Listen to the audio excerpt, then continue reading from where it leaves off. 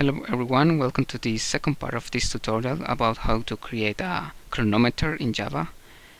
So in this part we're going to successfully display the chronometer to the screen. We're going to use the JFrame class. So let's get started. First of all, I'm going to extend this class from JFrame and make sure you import JFrame from the Swing library. So here in the constructor I'm going to set the title, so this.set title. I'm going to say chronometer, and now I'm going to set the size, so set size, and this takes an int width and height, so I'm going to say 250 by 80 pixels. Now I'm going to say this.set default close operation, and what it does is to make sure we close the window whenever we hit the X button. Now I'm going to say set location relative to, and we pass null, and what it does is we displace the window at the center of the screen.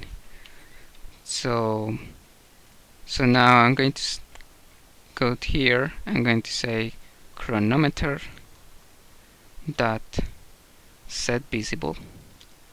I'm going to put true to actually show the window. Okay, we're done with that. If I run this, we get a little window. So now let's actually display two buttons to the window. So I'm going to create a J button, and I'm create a run, stop, and a restart button, and I'm calling this run stop. Because this button here is going to have two states, one for run and one for stop. We're going just to change the text of the button whenever we stop or we run in the chronometer. And now I'm going to create a J label. I'm going to call this time, and this is going to show the chronometers. I mean, it's going to show the seconds, the minutes, and the hours. So now let's initialize them in the constructor. So I'm going to say run stop. It's going to be equal to new J button, and I'm going to set it as run, and I'm going to add this button to the action listener that is our class. Remember, we implement the action listener so we can do this. We just add it by doing this action listener. I'm going to do the same with the restart button. So restart dot add action listener this, and I'm going to also add this. Okay. Oh, okay. Sorry, I forgot. We need to initialize this first. Equal new J button, and I'm going to say here something like restart. Okay, restart.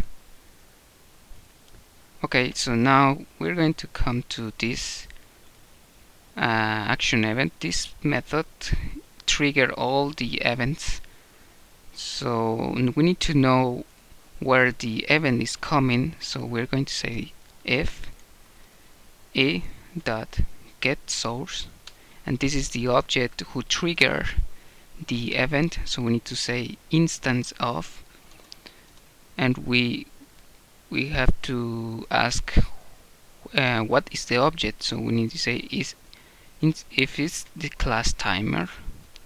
We want to do all of this code here to here,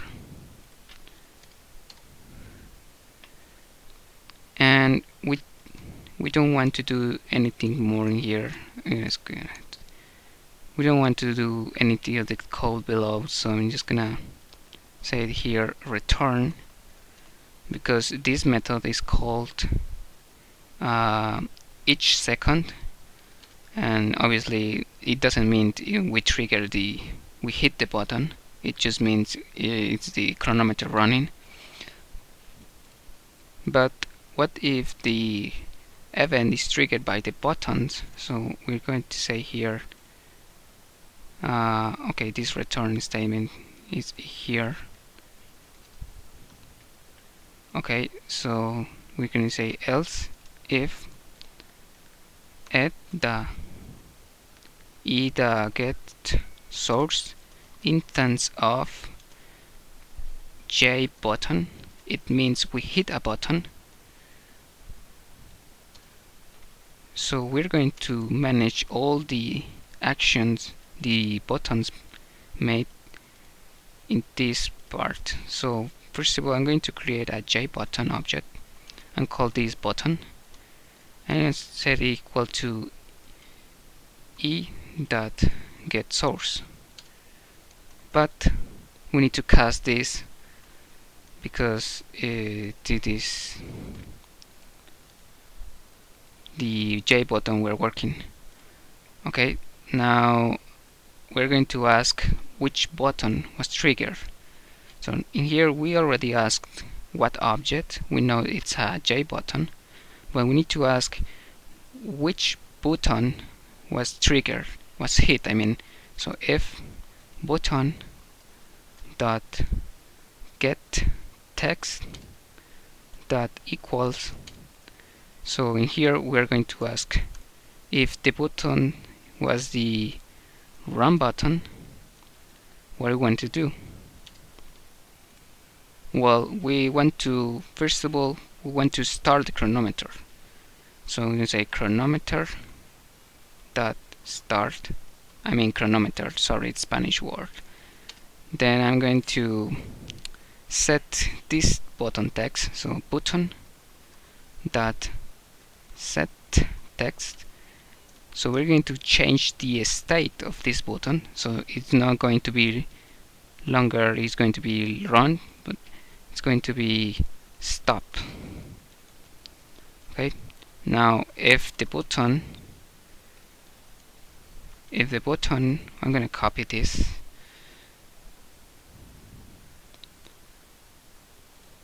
If the button is the stop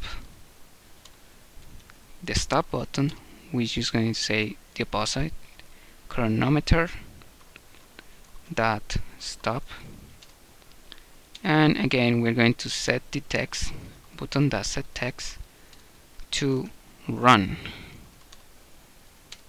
Okay, now if the button was the restart button, so else if button dot get text that equals, if it's the restart button, what we're going to do, well, we're going to restart the variables for the seconds, for the minutes, for the hours. So I'm going to say seconds equals 0, minutes equals 0, and hours equals 0. And we want to stop the chronometer just in case it's running.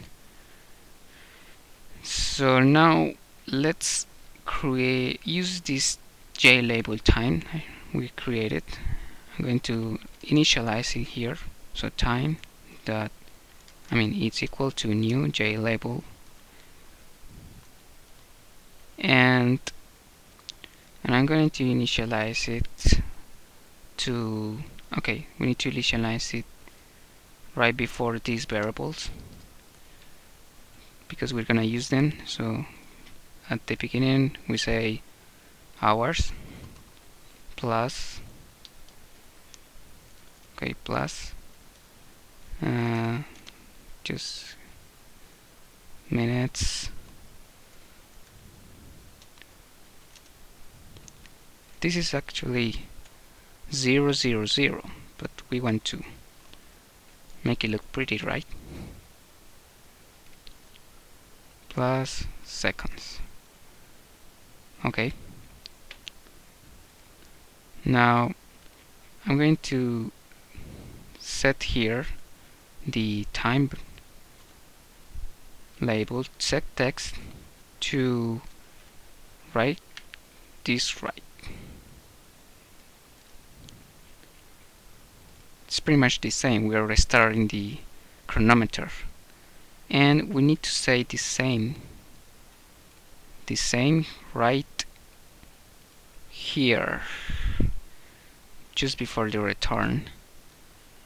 So we update the hours, minutes, and seconds.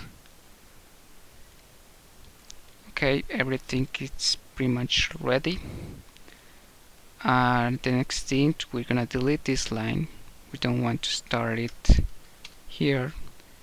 And now I'm going to add the button and the label to the screen.